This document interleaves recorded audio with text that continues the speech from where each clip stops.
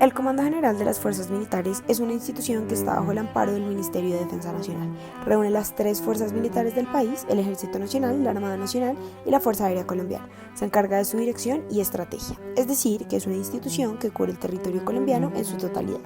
Por ello, se hace necesario que tenga una gran estructura articulada y coordinada para funcionar adecuadamente, cumplir con su objetivo, el cual se encuentra en el artículo 217 de la Constitución Nacional. Las fuerzas militares tendrán como finalidad primordial la defensa de la soberanía, la independencia, la integridad del territorio nacional y el orden constitucional. Toda organización tiene un motivo de existencia, unas directrices para encaminarla y hacerla coherente con su razón de ser. Entonces, cabe preguntarse, ¿qué busca satisfacer esta institución para los colombianos y cuáles son los objetivos con los que opera? Esto nos servirá para entender la forma en la que se relacionan con su entorno, con nosotros los ciudadanos, al interior y con sus dependencias.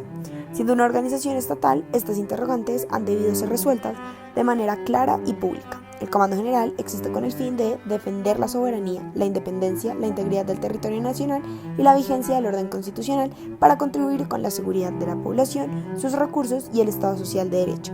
De manera resumida, podríamos decir que se encargan de proteger, de hacer el territorio colombiano un espacio seguro, pero la seguridad es un concepto amplio y dinámico. No ha existido una sola definición de seguridad en el tiempo, por lo que estipularon unos objetivos que les permitieran actuar en todas las diferentes circunstancias que pudieran entender como una amenaza a nuestra seguridad, desde el medio ambiente hasta los derechos humanos. El Comando General es una organización eficiente ya que son conscientes de que sus recursos son limitados, estamos hablando de dinero, hombres y tiempo, por lo que hace una distribución táctica de ellos y logran mostrar resultados al país con respecto al éxito de sus operativos. Todos estos recursos están interconectados, por lo que el manejo de ellos afecta directamente su desempeño. En este orden de ideas, podemos afirmar que el comando es relativamente eficaz, pues cumple con la mayoría de sus actividades específicas, como las capturas de actores de la red del crimen organizado en Colombia.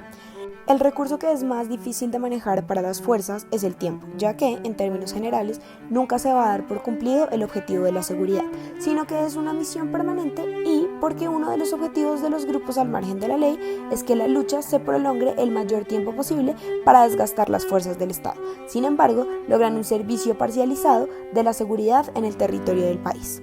También es un equipo plenamente consciente de los beneficios de hacer una división del trabajo, ya que les permite especializarse en sus funciones y llevar a cabo un mejor trabajo en menor tiempo. La división del trabajo, en términos de división de fuerzas militares, terrestre, naval y aérea, no solamente es una ventaja en lo que respecta a la estrategia militar, sino que resulta necesaria para el cumplimiento de los objetivos. Además, a nivel interno del comando, también se divide en subjefaturas de Estado Mayor, de Planeación Estratégica, SEMPE, de Operaciones Conjuntas, CEMOC, Jurídica Institucional, SEMJI, Administrativa Institucional, SEMAI, y Conjunto de las Fuerzas Militares, GEMCO, entre otras subdivisiones que les permiten hacer un manejo organizado y adecuado de los recursos para administrar, planear y ejecutar la estrategia militar. Y algo sumamente importante es la preparación y requisitos que se le exigen a los militares de la nación, pues la selección del personal se convierte en el primer factor del proceso que dice algo sobre el desempeño que tendrá la organización. Desde la revisión, el perfilamiento y entrenamiento del militar comienza a construirse una relación empleado-empleador que les motiva a estar en la institución y servir al país. El incentivo, en un primer momento, se ve en la aspiración a crecer dentro del escalafón militar de Colombia y los beneficios que trae cada uno de estos ascensos. El comando debe crear una relación de cooperación entre las subjefaturas de Estado Mayor para que se articule el trabajo de la planeación, la generación de fuerza y el combate. Ahora, el Comando General es altamente burocrático, desde su organización hasta su forma de operar. Por ejemplo, su forma de pensarse tiene un enfoque racional, porque se preocupa por mantener buenos niveles de estabilidad para la institución y previsibilidad del espacio de lucha, dado que se encargan de la dirección y estrategia de las fuerzas. Siempre intentan tener un panorama claro para enviar la directriz. Todo lleva un orden preestablecido para llevar a cabo cualquier tipo de actividades. Por eso la organización también requiere ser normativa. Esto quiere decir que su comportamiento y los conductos regulares están contenidos en un conjunto extenso de reglas que abarca instrucciones exactas sobre los elementos básicos. Por ejemplo, cómo se porta el uniforme o cómo se dirige la palabra entre funcionarios. Y también elementos de la más alta importancia, como lo que permite o no el combate. La mayoría de estas especificaciones están en el Manual de Funciones, pero existen múltiples documentos de competencia nacional, así como internacional, con este propósito. Tienen bajo su responsabilidad asuntos tan sensibles dentro del bien público de la seguridad que acumulan bastante información en papel, lo que es conocido como archivo. La comunicación entre dependencias y la necesidad de ser rigurosos con la reglamentación se da por medio de documentación escrita, lo que demuestra además una relación de confianza en los procedimientos, algo característico de las instituciones del Estado, aunque puede llegar a presentarse en otros ámbitos. Sin embargo, esto puede perjudicar en ocasiones la movilidad y capacidad de reacción de las fuerzas frente a una amenaza.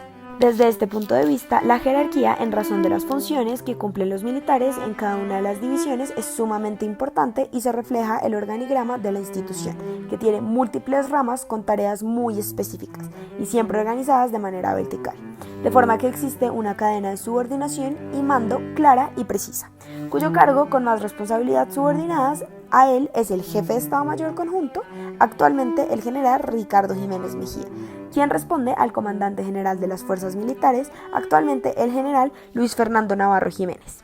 Esta organización jerárquica responde a una forma de obtención del poder con base en la meritocracia. Quienes logran escalar de un rango de oficiales subalternos a superiores y generales han tenido que demostrar un gran conocimiento de la organización y habilidades técnicas excelentes, pues son ellos los más capacitados para cumplir sus funciones dentro de la organización. Entonces, el liderazgo es una característica ineludible para el comandante general de las fuerzas. Debe ser una figura de autoridad, ser intuitivo, persuasivo, saber utilizar la metáfora de la zanahoria y el garrote de manera adecuada con quien corresponda y, más allá del castigo y la recompensa, debe constituir una figura de admiración y respeto, siendo a su vez una fuente de motivación para los militares bajo su mando, pues también es fundamental mantener alta su moral y sentido de pertenencia y con ello su desempeño.